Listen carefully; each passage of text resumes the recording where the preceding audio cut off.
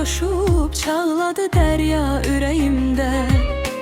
Qəbr evinə gedincə yaşayar ta ürəyimdə. Ölməz bu məhəbbət, ölə bilməz, ölə bilməz. Dilləndirər ahım dağı sənsiz, daşı sənsiz. Qəmdən yanaram, görünər ürəyimin başı sənsiz. Sən gəlməyən üçün tökərəm göz yaşı sənsiz. Sənsiz üzüm ey gül gülə bilməz, gülə bilməz.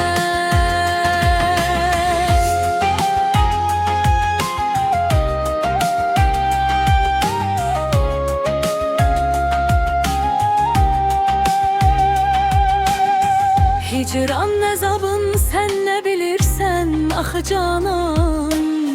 Şam tək məni yandırmadadır ateşi hicran.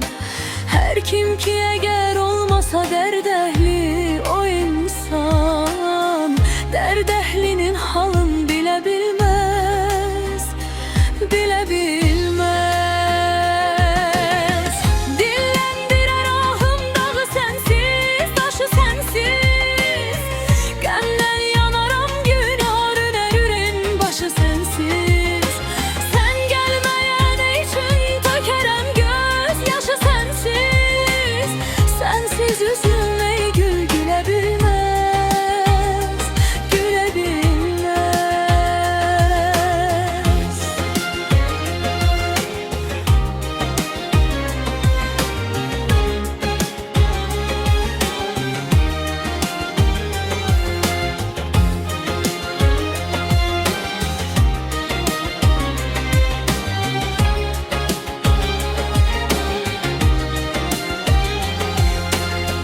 Bir yarın edib eşki məni sərsəri xəstə. Qaşları qələm, zülfü siyah, ləbləri püstə. Yazdım adını qanla könül lövhəsi üstə. Heç kim onu oradan silə bilməz, silə bilməz. Dilləndirər ahım dağı sənsiz, daşı sənsiz. Qəmdən yanaram, gülər ürəyimin başı sənsiz.